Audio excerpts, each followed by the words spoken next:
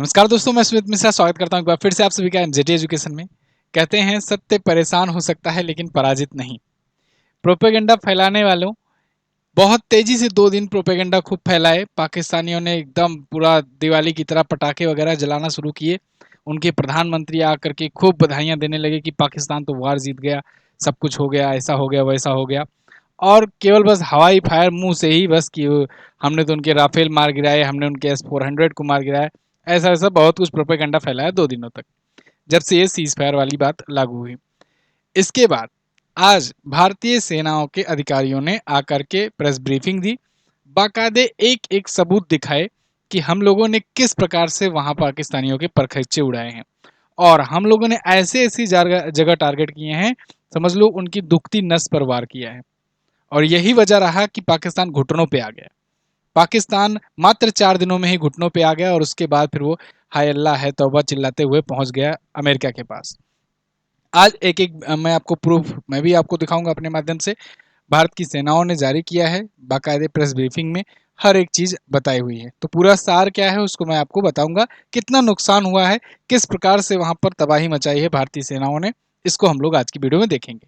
तो देखिए, अभी टोटल अगर कैजुअलिटीज की बात करें तो 100 से ज्यादा आतंकी मारे गए हैं, 40 उनके सैनिक मारे गए हैं, सेना के जवान अधिकारी ये मारे गए हैं।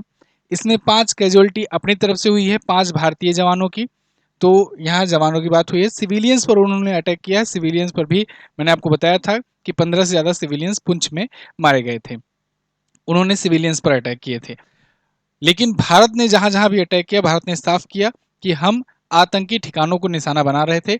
और पहली जो स्ट्राइक की हम लोगों ने ऑपरेशन सिंदूर के तहत, तभी भी हमने 9 ठिकानों को निशाना बनाया और उन 9 आतंकी ठिकानों को अच्छे से डिस्ट्रॉय कर दिया।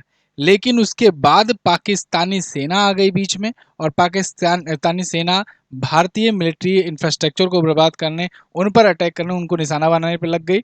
इसके बाद हमें उनकी सेना पर अटैक करना पड़ा। मतलब उनके जो एयरबेसेस हो गए या फिर उनके जो कैंप्स हो गए, उन पर अटैक तब करना पड़ा। पहले शुरुआत में हम लोगों ने नहीं किया है। और हम लोग पहले से ही साफ थे कि भाई हम लोग आतंकवादी कार्रवाई कर रहे हैं उनको निपटाने के लिए। बीच में आओगे तो मार खाओगे। तो पाकिस्तान बीच में आया और इसलिए मार खाया। तो ऑपरेशन सिंदूर के तहत कहां कहां पर तबाही मचाई गई, तो मैं कहूंगा पूरे पाकिस्तान में कोई भी ऐसा बाकी नहीं था बड़ा प्रांत जहां पर अच्छे तरीके से तबाही ना मचाई गई हो। हर एक बड़े प्रांत में, बड़े शहरों में, जहां जहां भी इनके ठिकाने थे, जहां जहां पर इनकी दुखती नस थी, जहां जहां पे छुपा छुपा करके ये कैंप बना करके रखे थे, वहां वहां भारत ने अटैक किया। और इनका एयर डिफेंस सिस्टम बिल्कुल धरा का धरा रह गया, बस ऐसे देखता रह गया, कुछ भी नहीं कर पाया। भारत ने ब्रह्मोस मिसाइल यूज किया था और ब्रह्मोस की ताकत पूरी दुनिया देख रही है आज। S-400 जिसको हम लोगों ने सुदर्शन चक्र नाम दिया था, उसकी मदद से उनके सारे मिसाइलों को अच्छे तरीके से, सारे ड्रोन को डिफेंड कर लिया। इसके बाद हम लोगों ने जब मारना शुरू किया, इनके पास कोई जवाब नहीं था। याद होगा आपको 2022 में एक गलती से ब्रह्मोस मिसाइल जो है छूट गई थी, पाकिस्तान जाकर के गिरी थी। तो उस टाइम बहुत लोग ये भी कहते हैं कि भाई भारत चेक करना चाह रहा था कि तुम्हारे पास है भी कुछ एयर डिफेंस टाइप का कुछ, किए नहीं, डिब्बा ही बना करके रखे हो चाइनीज। वाकई वही था बात, डिब्बा ही बना करके रखे थे, चाइना से लेकर के रखे थे। ना 2022 में पकड़ पाया था ब्रह्मोस को, और ना 2025 में एक भी पकड़ पाया। मतलब 3 साल में तुम कुछ नहीं किए, बस केवल आतंकवादियों को फंड किए, या फिर जो तुम्हारे सेना के अधिकारी थे वो लंदन में जाकर अपना घर वगैरह बनाए। खैर, पाकिस्तान पीओके सब जगह पर अच्छे तरीके से भारत ने धुलाई की है इनकी। और इस धुलाई में भारतीय थल सेना, नौसेना और वायुसेना तीनों ने मिल करके इनकी धुलाई की है अच्छे तरीके से। प्रेस कॉन्फ्रेंस में DGMO lieutenant general Rajiv Ghai, vice admiral AN Pramod और एयर मार्शल अवधेश कुमार भारती, इन तीनों ने हिस्सा लिया और इन तीनों ने अच्छे से मीडिया को प्रेस ब्रीफिंग दी। पूरा एक एक करके डिटेल्स बताया कहां कहां पर कैसे कैसे अटैक किए हैं। चलिए एक एक करके जानते हैं। इन्होंने बताना शुरू किया कि पहलगाम हमले में आपने देखा 26 मासूम लोगों को क्रूरता से हत्या की गई, धर्म पूछ करके हत्या किया गया आतंकियों के द्वारा, जिससे भारत में कम्युनल थोड़ा सा विवाद हो पाए, लोग धर्म के नाम पर लड़ाई कर सके। लेकिन वो हुआ नहीं, उसमें तो पहली विफलता इन्हें उसी समय मिल गई। फिर जवाब था भारत का। तो भारत ने एकदम अच्छे तरीके से जवाब दिया उनको। पाकिस्तान और पीओके में 9 आतंकी ठिकानों को निशाना बनाया, 100 से ज्यादा आतंकवादी मारे गए, जिनमें से कांधार हाईजैक के, पुलवामा हमले के 3 बड़े आतंकी शामिल थे, इनको भी मार गिराया गया। और इसमें तो अब और ऐसे बड़े-बड़े नाम निकल कर के आ रहे हैं कि भाई इन 100 में ऐसे-ऐसे लोग थे जो इंडिया में बड़े-बड़े आतंकी घटनाओं में शामिल रहे हैं। जैसे कि मैंने आपको बताया पुलवामा और कांधार हाईजैकिंग के टाइम पे। आतंकी मसूद अज़हर जो कि टॉप मोस्ट हिट लिस्ट में है, उसका उसका जो ब्रदर इन लॉ है, 2 ब्रदर इन लॉ, इसके अलावा घर के 10 सदस्य ये मारे गए हैं जो ऑपरेट कर रहे थे उसके नाम पर, क्योंकि अब वो तो काफ़ी बूढ़ा हो चुका है, तो उसके नाम पर ये लोग ऑपरेट कर रहे थे, वो पूरा-पूरा डिस्ट्रॉय हो गया है। 10 फैमिली वाले भी उनके मारे गए। ये ऑपरेशन 7 मई को शुरू हुआ और जब भारत ने आतंकवाद के खिलाफ अपनी जीरो टॉलरेंस नीति को अमल में लाया। इसके अलावा 10 मई की शाम 5 बजे भारत और पाकिस्तान के बीच सीज फायर हुआ, लेकिन कुछ ही घंटों के बाद पाकिस्तान ने धोखा दिया और जम्मू कश्मीर, पंजाब और राजस्थान में ड्रोन से हमले और फायरिंग शुरू की। ये बात आज इंडियन आर्मी ने एक्सेप्ट की। जो बीच में हुआ नहीं था कि मतलब कि सीज फायर हुआ, फिर 3 घंटे बाद उन्होंने वायलेट किया, फिर पहले तो न्यूज़ आई कि हाँ ये हो रहा है वायलेशन, फिर उसके बाद न्यूज़ अचानक से सब गायब होने लगी। मैंने आपको टेलीग्राम पर मैसेज करके बताया भी था कि ये क्या हो रहा है भाई। अचानक से एक बार न्यूज़ आई कि हाँ उस सीज फायर का उल्लंघन हुआ, फिर अचानक से न्यूज़ सब लोग हटाने लगे, डिलीट करने लगे ट्वीट्स वगैरह। लेकिन फिर बाद में विदेश सचिव विक्रम मिस्री जी आए, उन्होंने कहा कि हाँ कुछ जगहों पर ऐसे वायलेट करने की घटनाएं आई हैं, लेकिन हमारी उनसे बातचीत चल रही है। उसके बाद से फिर सीज फायर का उल्लंघन नहीं हुआ। खैर तब तक सीज फायर का नाम नहीं लिया गया था, ये मैंने आपको लास्ट सेशन में भी बताया। आज यहाँ पर इंडियन आर्मी ने बताया क्लियरली कि हाँ चलो सीज फायर की बात हुई है। इसके अलावा 7 मई की शाम को पाकिस्तान ने यूएवी और ड्रोन से हमला किया। ये हमले लहरों की तरह थे, लेकिन हमारी सेना ने इन हमलों को हवा में ही नाकाम कर दिया, मतलब बहुत बड़ी मात्रा में। और वो लोग क्या कर रहे थे ना, देखो ड्रोन अटैक करने का उनका उद्देश्य क्या था। उनके पास ऐसा नहीं है कि मिसाइल नहीं है। ड्रोन अटैक करने का उनका मकसद ये था कि इंडिया की एयर डिफेंस सिस्टम को ज़्यादा से ज़्यादा नुकसान कराया जाए फाइनेंशियली। मतलब मतलब ये कि वो लोग ना तुर्किश मेड आगे ड्रोन आगे किए थे, फिर शादी ब्याहों में जो यूज किया जाता है कैमरे के लिए छोटे छोटे ड्रोन, उनको बीच में किए हुए थे। फिर उसके बाद ऐसे बीच बीच में मिक्सअप करके लहर के रूप में ये भेज रहे थे ड्रोन। ऐसा क्यों कर रहे थे? क्योंकि यहाँ पर इंडिया का एयर डिफेंस सिस्टम जब उसको मार गिराता उससे मिसाइलें लॉन्च कर करके, तो वो कंपेरेटिवली बहुत ज़्यादा कॉस्टली पड़ जाता इंडिया के लिए। आप सोचो कि एक 10-10 हज़ार का ड्रोन, 5 हज़ार का, 10 हज़ार का ड्रोन रहेगा और इधर लाखों लाखों की मिसाइलें। मतलब आगे चलो ठीक है तुर्किश मेड जो मिला होगा उनको फ्री में भीख में, वो तो ठीक है।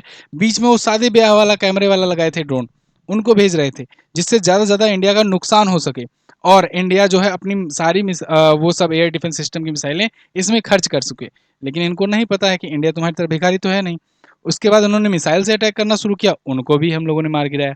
खैर फिर यहाँ पर न सिर्फ इन हमलों में विफल किया बल्कि जवाबी कार्रवाई भी की और पाकिस्तान को करारा जवाब दिया। लाहौर, गुजरांवाला और पाकिस्तानी रडार सिस्टम को ध्वस्त कर दिया अच्छे तरीके से। यहाँ पर आप अब तस्वीरें देख पाओगे कि पहले देखो यहाँ पर जैसे जैसे थी, ये सैटेलाइट की इमेजेस हैं। इंडिया के पास सैटेलाइट भी है, तो इनके पास तो खुद का सैटेलाइट भी नहीं है, दूसरे पर डिपेंड रहते हैं। तो ये निशाना बनाया गया, तो यहाँ पर देखिए जहाँ जहाँ क्रॉस किया गया है पहले क्या स्थिति थी, बाद में यहाँ पर स्थिति क्या हो गई है। बिल्कुल ये बर्बाद हो गया है। मरकज सुभान बहावलपुर में अगर बात करें तो पहले यहाँ पर देखिए टारगेट ये थे, इनको निशाना बनाया गया बाद में, और अब यहाँ पर स्थिति ये कुछ इस टाइप से है। आपको धुंधला दिख रहा होगा लेकिन ये पूरी तरीके से डिस्ट्रॉय हो चुका है। तो ऑपरेशन सिंदूर का मुख्य लक्ष्य था कि आतंकवाद को जड़ से उखाड़ना, और इंडियन आर्मी और इंडियन नेवी और इंडियन एयरफोर्स ने कहा कि हम लोग अपने मकसद में कामयाब रहे, क्योंकि हम लोग का मकसद युद्ध में पड़ना नहीं था। ये युद्ध का समय नहीं है, और युद्ध में जो देश पड़ता है तो वो इतिहास गवा रहा है कि लंबा चलता है। क्योंकि उधर आ जाएंगे 2-4 लोग सपोर्ट करने, इधर आ जाएंगे 2-4 लोग सपोर्ट करने, पीछे पीछे से सपोर्ट करते रहेंगे, तुम लोग लड़ते रहो, देश की इकोनॉमी डूबेगी, इन्वेस्टमेंट नहीं आएगा, कंपनियां यहाँ से इन्वेस्टमेंट लेकर के भागेंगी, फॉरेन इन्वेस्टर भागेंगे, जीडीपी नीचे जाएगी, बहुत सारी चीज़ें होती हैं। तो हम लोग वार में नहीं पड़ना चाहते थे। हम लोग का मकसद था कि आतंकवाद का के नाम पर जो क्रॉस बॉर्डर टेररिज्म होता है उस पर करारा जवाब देना। हमने जवाब दिया, उनको उनकी औकात दिखाई, उनको ये भी दिखाया कि तुम्हारा कोई भी शहर, कोई भी कैंप हमसे अछूता नहीं है। तुम सोचते हो अगर कि कोई ऐसा कैंप है जिसके बारे में इंडिया को पता नहीं है, चाहे तुम गांव में उसको बना कर रखे हो, चाहे बिल्कुल इंटीरियर इलाके में बना कर रखे हो, तुम्हें अगर ये लगता है कि वो इंडिया के रडार से बाहर है, तो ये तुम्हारी गलतफहमी है। ये गलतफहमी इस बार इंडियन एयरफोर्स और इंडियन आर्मी नेवी ने साफ कर दिया, उनको दिखा भी दिया।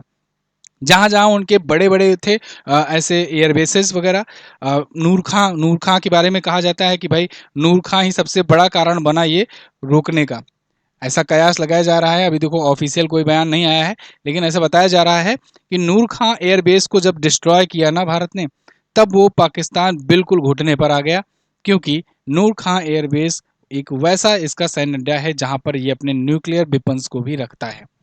वहां पर जब इंडियन आर्मी ने डिस्ट्रक्शन मचाना शुरू किया, तब इसकी हालत हो गई खराब। बीच में ये भी न्यूज आई कि अफगानिस्तान के आसपास में एक भूकंप के कुछ लोग मैग्नीट्यूड के झटके भी देखने को मिले। तो ऐसा माना जा रहा है अनऑफिशियली कि इसने शायद आनन फानन में वहां पर एक छोटा न्यूक्लियर टेस्ट भी किया, और उसके बाद अमेरिका के पास जा करके अमेरिका को एक प्रकार से ना बहलाने फुसलाने की कोशिश किया, रोगा करके कि भाई हमारे पास तो अब कुछ बचा नहीं है ऑप्शन, हम न्यूक्लियर वेपन यूज़ कर लेंगे, तो उससे फिर बहुत ज़्यादा तबाही मचेगी। तो ये शायद यही कारण था कि डोनाल्ड ट्रंप ने ऐसे ट्वीट्स किए, डोनाल्ड ट्रंप मध्यस्थता करने आए, और उसके बाद फिर ये इस पर बात चली। तो हालांकि ये चीज़ें अभी ऑफिशियली बाहर नहीं आई है, लेकिन कयास यही सब लगाए जा रहे हैं, बातें यही सब चल रही हैं। मैंने आपको पिछली वीडियो में भी बहुत सारे पॉइंट्स दिए थे, जिस पर सोचने और विचारने के लिए आपको छोड़ा गया है, आप उस पर आंसर कर ही रहे हैं। खैर, उन्होंने ये जो बताया कि राफेल मार गिराया, S-400 मार गिराया, ये सब फर्जी है। यहाँ पर देखो, भारतीय सेना ने कहा इस ऑपरेशन में हमारे सभी साथी पायलट सुरक्षित लौटे हैं। ठीक है, तो किसी भी पायलट को कोई नुकसान नहीं हुआ है। हाँ, उनसे जब ये पूछा गया है कि अब इसमें एक ये मुद्दा चल रहा है वायरल ट्विटर पर, जब उनसे ये पूछा गया कि क्या हमारा कोई फाइटर प्लेन मार गिराया गया है, तो उन्होंने कहा देखो युद्ध है, युद्ध में दोनों तरफ से होता है, तो दोनों तरफ से नुकसान होता है। लेकिन उन्होंने क्लियरली ये नहीं बोला कि हाँ हमारा राफेल था जिसको उन्होंने मार गिराया, या फिर अपना राफेल क्रैश हुआ, ऐसा कुछ उन्होंने नहीं बयान दिया है। अब इसी पर चाहे जो जिसको कयास लगाना हो वो अपने अपने हिसाब से लगा सकते हैं। खैर, भारतीय सेना ने साबित कर दिया कि हमारी ताकत और तकनीकी दुनिया में उन्नत किस्म की है। ब्रह्मोस की भी ताकत देखने को मिल गई दुनिया को कि ब्रह्मोस का कोई जवाब नहीं है, ना पाकिस्तान के पास, ना अभी चाइना के पास, क्योंकि चाइना के पास होता तो वो पाकिस्तान को दे ही चुका होता। खैर, देखते हैं अब आगे क्या होता है। भारतीय सेना, भारतीय तीनों सेनाएं जो हैं ये प्रोफेशनल्स हैं, और अच्छे तरीके से ये बढ़िया से डिस्ट्रक्शन करती हैं, और समय निकाल कर अच्छे सबूत के साथ प्रेजेंट होती हैं। ऐसा नहीं है कि बस जैसे रुका तैसे जा करके प्रोपेगेंडा करने लगे, दिवाली मनाने लगे, अब बम पटाखे फोड़ने लगे कि वो तो हमें फ़क्र है, हमें फ़क्र है, हम तो जीत गए। जैसा कि मैंने आपको पिछली भी वीडियो में एग्जांपल दिया था कि जब दो मैच चल रहे होते हैं दो टीमों के बीच में, और जब बारिश होने लगती है, मैच रुक जाता है, तो जो टीम हार रही होती है उसको लगता है कि अब तो हम हार जाएंगे, लेकिन जब ड्रा हो जाता है तो उसको भी एक पॉइंट मिल जाते हैं, तो इसी को लेकर के वो जीत मनाने लगता है कि भाई हम तो जीत गए, नहीं तो अगर बारिश नहीं हुई होती तो वो हार ही जाता। यही बात है यहाँ पर कि अगर बीच में और कुछ नहीं हुआ होता तो फिर ये निपट ही जाते इस बार, लेकिन अब जब बच गए हैं तो फिर अब जश्न मनाएंगे ही। और ये सबूत देखने के बाद वहाँ की जनता को भी, जो कि बहुत भोली है, हम तो यही कहेंगे, वो लोग जनता वाले पता नहीं क्या सोचते हैं उनकी, वो लोग आवाज़ ही नहीं उठाते अपनी सरकार के खिलाफ। उनको जो गोली पकड़ा करके दे दिया जाता है उसी में वो खुश रहते हैं। इतना डिस्ट्रक्शन हुआ, इतना मास स्केल पर उनकी जो आतंकी कैंप थे, जिन मस्जिदों में चल रहे थे आतंकी, उनकी घटनाएं चल रही थी, वो सब जो है तबाह हो गई हैं, लेकिन फिर भी वो खुश हैं। उनका जो नूर खान एयरबेस था वो खत्म हो गया, लेकिन फिर भी वो खुश हैं। खैर, इसीलिए खुशहाली रैंकिंग में भी वो ऊपर हैं। आपका क्या मानना है आप लोग कमेंट करके बताइएगा। एक और ज़रूरी बात, आप में से जो लोग भी जीएस की तैयारी कर रहे हैं, जीएस सफलता बैच 4.0 आया हुआ है। इसमें मेरे द्वारा क्लासेस ली जा रही हैं। 12 महीने की वैलिडिटी के साथ आपका सारा सब्जेक्ट जीएस का कंप्लीट कराया जा रहा है, चाहे वो हिस्ट्री हो, ज्योग्राफी हो, इकोनॉमी हो, राज्य व्यवस्था हो, विज्ञान हो, करंट अफेयर हो, या स्टैटिक जीके हो। ये बैच आपको मात्र 499 में अभी के लिए मिल जाएगा। आप इसे एमजेटी ऐप से जाकर के ले सकते हो। आप इंडिया के किसी भी वनडे एग्जाम की तैयारी कर रहे हो, सबके लिए काम आएगा। आप डेमो वगैरह भी ले सकते हो एमजेटी ऐप पर जाकर के। ठीक है, एमजेटी ऐप पर जाना है, वीडियो कोर्स सेक्शन में जाना है, वहां से आपको मोस्ट पॉपुलर बैच में जाकर के डेमो देखना है, उसके बाद क्लास लेनी है। बाकी कोई भी अगर डाउट हो, कोई भी दिक्कत हो तो आप बताइएगा। वीडियो को अगर पसंद आई है तो लाइक शेयर और चैनल को सब्सक्राइब जरूर कीजिएगा। मिलेंगे अगली वीडियो में, तब तक के लिए नमस्कार, जय हिंद, वंदे मातरम।